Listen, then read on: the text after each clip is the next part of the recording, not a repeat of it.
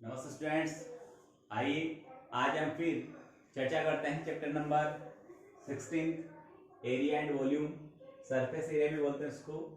पृष्ठीय क्षेत्रफल एवं आयतन की बात करते हैं। देखिए आज की क्लास में कल हमने बेलन सिलेंडर तक के सारे सूत्र वगैरह पढ़े थे और उसके पार्ट्स के बारे में डिटेल से जाना था। कुछ और बच के उनके बारे में बात करते हैं। मैं बेलन के ही कुछ प्रकार बेलन कल हमने पढ़े थे, वो ठोस बेलन के सूत्र वगैरह थे। आज स्टूडेंट हम बात करेंगे खोखला बेलन। बेलन कैसा हो? खोखले बेलन के लिए होलो सिलेंडर बोलते हैं, HOLLOW होलो सिलेंडर। ठीक है, होलो सिलेंडर के बारे में बात करते हैं। होलो सिलेंडर कैसा होता है? बिल्कुल सेम एज अपना पाइप होता है वैसा होता है होलो सिलेंडर।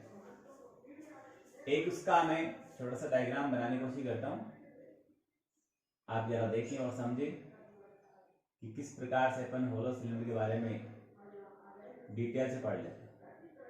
जैसे पाइप की जो कोर होती है, पाइप का जो परत होता है वो थोड़ा पतला होता है। मैं उसको एक्सप्लेन करने के हिसाब से मोटा परत बनाता हूँ। जैसे मान कुआं होता है, कुएं की जो दीवार होती है कितनी चौड़ी होती है, वैसे। तो देखो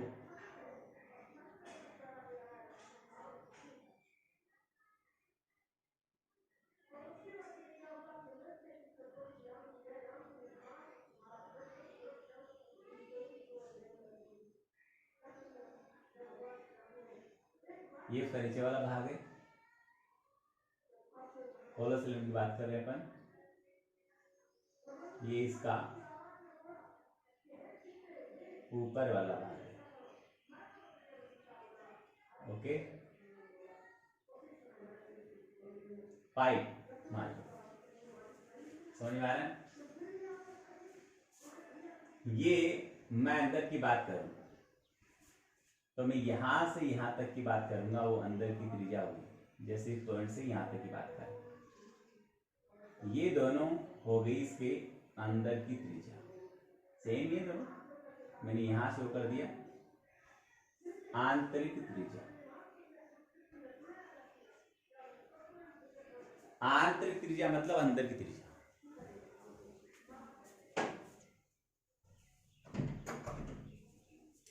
अंदर ही अंदर की, बाहर नहीं, अंदर ही अंदर की त्रिज्या वो आंतरिक त्रिज्या। अब ये यहां से यहां तक त्रिज्या ले लो, या फिर बाहर, जरा देखना, बाहर तक दिख रहा होगा, यहां से यहां तक, ये दोनों ही कहलाएगी बाह्य त्रिज्या।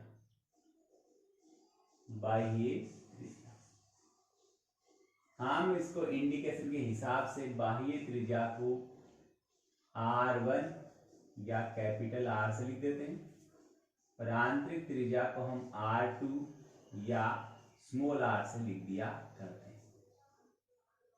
ओके, ऊंचाई तो चाहे अंदर की मापना और चाहे बाहर की मापना, ऊंचाई तो सेम ही मिलेगी। ऊंचाई में अंदर और बाहर कोई रोल नहीं होगा, ऊंचाई सेम रहेगी। इस प्रकार से होता है होलो सिलेंडर। खोखला बेलन इस प्रकार से दिखाई देता है। आप इसको गौर से देखें, समझें। अब मैं बात करता हूं इसके कौन कौन से भाग हैं। एक तो इसका हमें पूछा जाता है कि संपूर्ण पृष्ठीय क्षेत्रफल।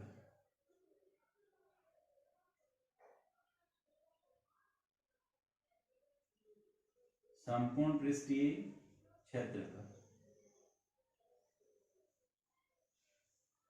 ठीक है। संपूर्ण पृष्ठीय क्षेत्रफल कैसे निकालेंगे मैं आपको बताना चाहूंगा। जैसे ये एक होलो सिलेंडर का एक भाग है, इसको इसको छोड़ दें, ये वाला अंदर से खोखला है, इसकी कोर है, दिख रही कोर, तो ये कोर कौन सी है, यहां मैंने इसको बड़ा करके दिखाया, ये कोर है। तो कोर किस तरह से काम कर रही है, किस तरह की आकृति बना रही है, इसको यहां एक्सप्लेन करता हूं। ये कोर ऐसे है, यस, यानी दो सकेंद्रीय वृत्त है। ये बाहर की त्रिज्या इसको अपन R1 कहेंगे, ये अंदर की त्रिज्या इसको अपन R2 कहेंगे। ये वाला भाग ही कोर है, ये सकेंद्रीय, जिनका केंद्र एक और त्रिज्या अलग अलग हो उसे कहते हैं सकेंद्रीय वृत्त। ये सकेंद्रीय वृत्त द्वारा परिबद्ध क्षेत्र है। जैसा नीचे है वैसा ही ऊपर, दोनों है ये सेम। ये मैंने यहां से लिया है और ये यहां से भी, आप देखो तो दोनों सेम, ऐसे दो भाग। इसका क्षेत्रफल हम लेते हैं पाई R1 square minus R2 square. Yes, दो भाग हो गए। तो संपूर्ण पृष्ठ क्षेत्रफल निकालेंगे हम इसका, तो आएगा 2 तो हो गए इसके ये भाग, 2 पाई कोष्टक R1 square minus R2 square हो गया। अब देखना पाइप होता है, तो पाइप इतना छोटा पाइप होता है, उसके अंदर भी अपन हाथ डाल के से हाथ टच कर सकते हैं। स्ट्रेंट सरफेस का मतलब होता है जिसको अपन छू सकते हैं। यहाँ हवा है कमरे में, इसको छू नहीं सकता, तो ये सरफेस नहीं है, ये वॉल्यूम है। पर इसको छू सकता हूँ, ये इसका सरफेस है। सारी दीवारों को छू सकता हूँ, फर्श को छू सकता हूँ, छत को छू सकता हूँ, वो सारे सरफेस है। तो पाइप के अंदर भी अपन हाथ डाल के उसको चारों ओर छू सकते हैं और बाहर भी छू सकते हैं। तो एक तो आएगा अंदर का वक्र पृष्ठ, एक आएगा बाहर का वक्र पृष्ठ। समझ में आ गई? एक तो आएगा अंदर का वक्र पृष्ठ और एक आएगा बाहर का वक्र पृष्ठ। मैं यहाँ एक्सप्लेन कोशिश करता हूँ, जरा देखना। ऊपर से लेता हूँ, एक तो रहेगा बाहर का, ये दिख रही कौन, ये वाली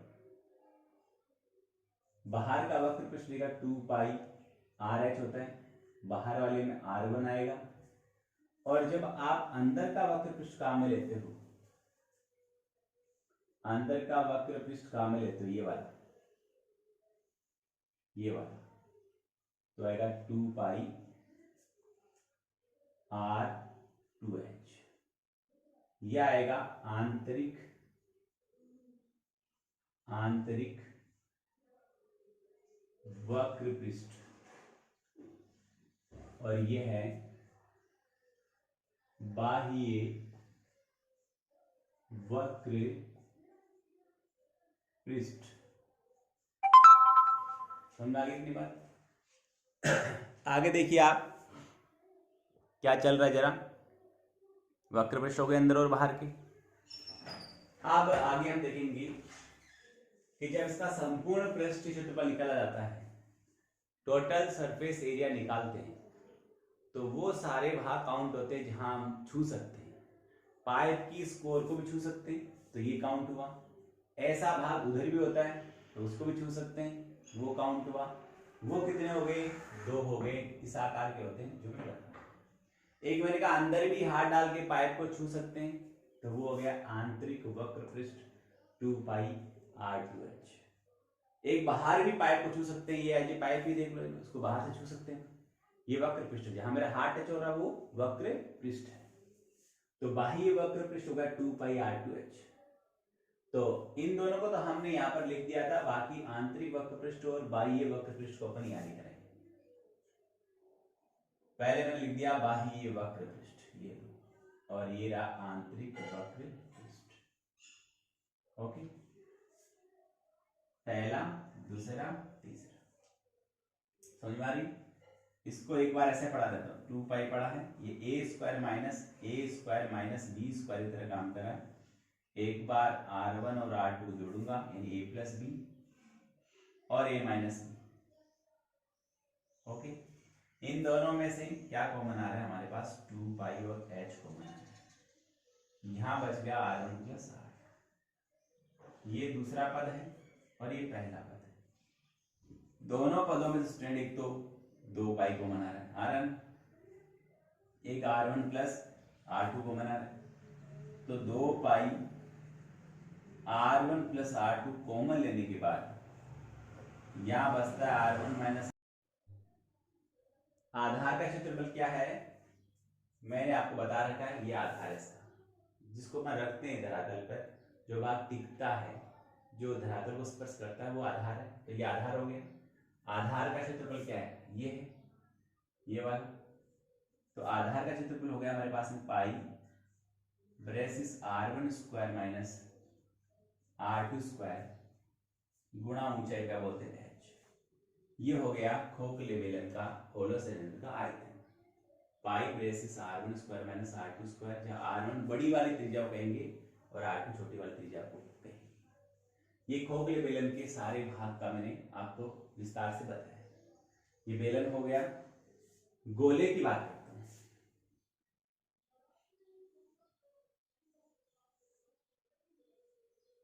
गोला, स्फीयर। अब गोले में क्या क्या होता है देखो, ठोस और संपूर्ण गोला होता है। मैं लिख दूं यहां पर ठोस या जो संपूर्ण बिना टूटा फूटा गोला होता है, उसमें केवल एक ही भाग होता है, में केवल एक ही भाग होता है।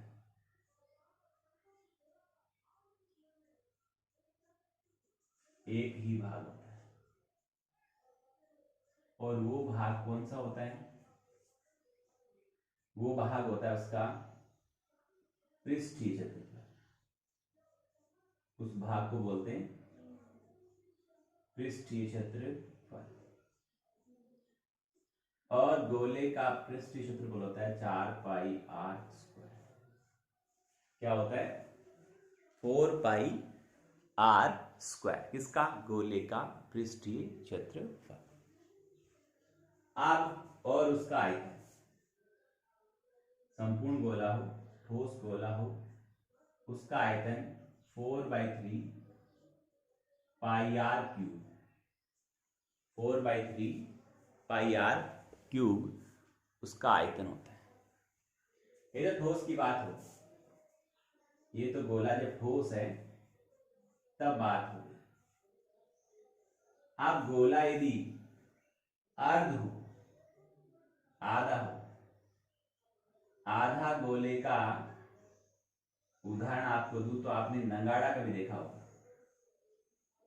नंगाड़ा नहीं देखा तो मैं आपको एग्जांपल दूं कि हम ये मान लो एप्पल को बीच में से काट लेते हैं, या अपनी प्लास्टिक की टेनिस वाली से बॉल आती है उसको अपन बीच में से काट लें, या फिर अपना प्याला होता है वो भी उस आकार का होता है। अपनी कढ़ाई होती है तो खोखला अर्ध गोला होता है, फिर कढ़ाई को यदि अपन मिट्टी से पूरा भर दें तो वो ठोस अर्ध गोला कहलाएगा। कढ़ाई है, कढ़ाई को मिट्टी से भर दिया पूरा, गीली मिट्टी से जमा दिया उसको, तो वो आकृति बन गई ठोस अर्धगोला। कैसा अर्धगोला, ठोस। यहां लिख देता हूं मैं, ठोस अर्धगोले की बात चल रही है।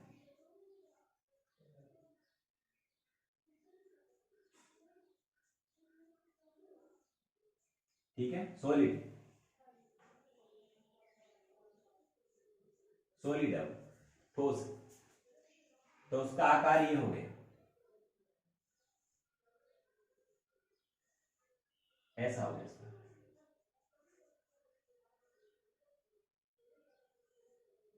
ठीक है, इस आकार का हो गया।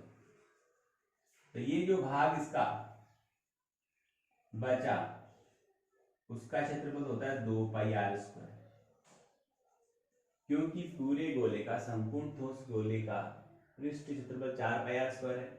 आधा काट के हटा दिया तो बच गया 2 पाई r स्क्वायर। और कढ़ाई के ऊपर वाला भाग जिसमें मिट्टी जमाई है, जैसे कढ़ाई को अपन ढकते के बाद सब्जी वगैरह पकाते वक्त तो उसको थाली से या प्लेट से ढक देते हैं, थाली या प्लेट वृत्ताकार होती है, तो ये भाग जो काला पेंदे वाला भाग है वो तो हो गया 2 पाई r स्क्वायर, और एक जो प्लेट ऊपर लगाई वो हो गया 1 पाई r स्क्वायर। ये जो प्लेट है ना ऊपर ढक्कन, इसका हो गया पाई r स्क्वायर। पूरे का निकालेंगे, तीनों भाग जोड़ देंगे, 2 पाई r स्क्वायर और 3 पाई r स्क्वायर, यानी अर्धगोले का अलग लिख दूं वक्र पृष्ठ, अर्धगोले का वक्र पृष्ठ 2 पाई आर स्क्वायर, ठीक है। और संपूर्ण पृष्ठ क्षेत्रफल, संपूर्ण पृष्ठीय क्षेत्रफल 3 पाई आर स्क्वायर, ओके। और अर्ध ठोस गोले का जो आयतन है वो आयतन होता है पूरे गोले का 4/3 पाई आर स्क्वायर, तो आधे गोले का हो गया 2/3 पाई आर क्यूब। सॉरी, ठोस गोले का, पूरे गोले का आयतन 4/3 पाई आर क्यूब, तो आधे का 2/3 पाई आर क्यूब। ये हो गया अर्ध गोले का, अर्ध ठोस गोले का आयतन। देखो स्टूडेंट, मैंने सारी बातें आपको समझाई है, बोर्ड पे दिख रहा होगा आराम से। गोले के बारे में और बेलन के बारे में सारी बातें बता दी। अब थोड़ी जगह मेरे को मिल जाए, यहां काम चला लेते और 2 बातें लिखूंगा फिर मिटाऊंगा कि यदि यहां पर अर्ध भी होता और खोखला भी होता, अर्ध खोखला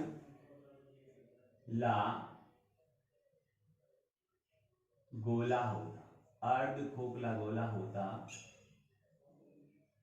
यानी होलो हेमिस्फीयर बोलते हैं।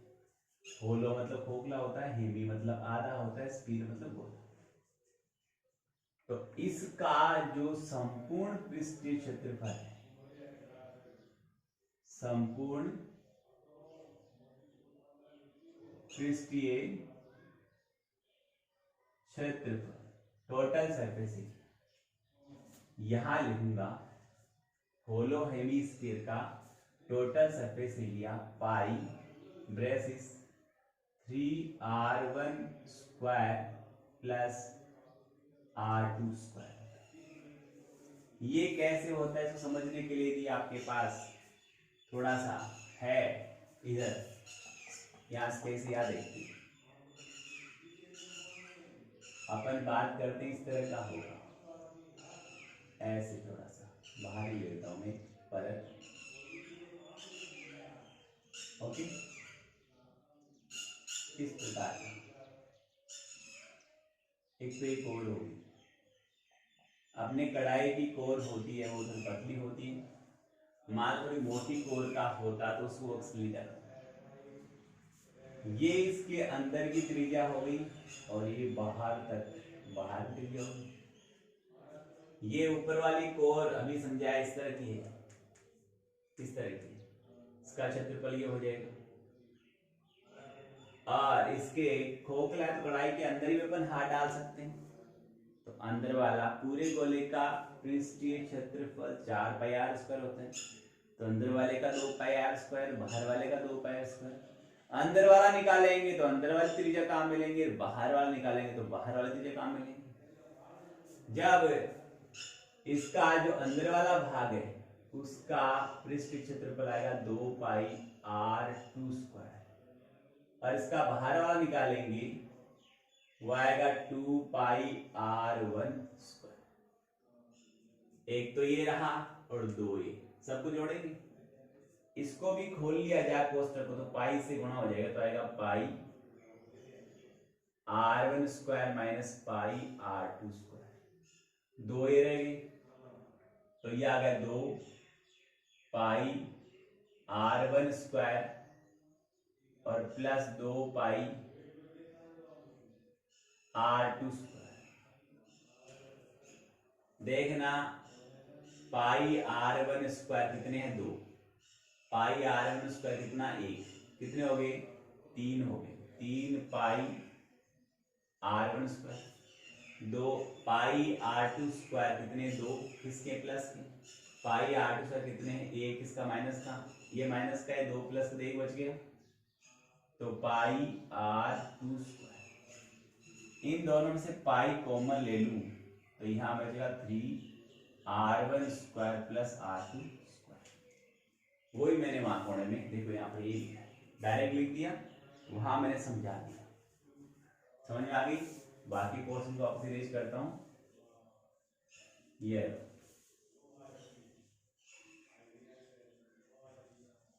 ये हुआ अपना अर्ध खोखला गोले का संपूर्ण पृष्ठीय क्षेत्रफल और इसका आयतन, अर्ध खोखले गोले में लगी धातु का आयतन हमें चाहिए, तो वो आयतन आएगा पाई h कोष्टक r1 cube minus r2।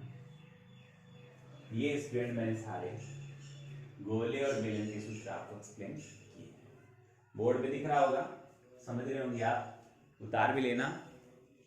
इसके बाद मैं आपको ले चलता हूं, एक और आकृति बच गई शंकु के बारे में। शंकु के बारे में पढ़ते हैं अपन।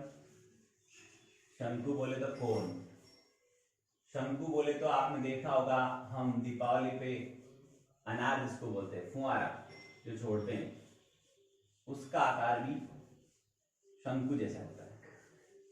हम आइसक्रीम का कोन बोलते हैं ना, सोपटी वगैरह, वो भी शंकु के आकार की होती है। जैसे हम पेट्रोल पंप वगैरह देखा होगा, आजकल तो डायरेक्ट पाइप से डालते हैं, वरना जो कीमो होता है वो भी कीप जिसे बोलते हैं, केमिस्ट्री लैब में भी होता है, साइंस में पढ़ते होंगे आप, वो भी शंकु के आकार का है।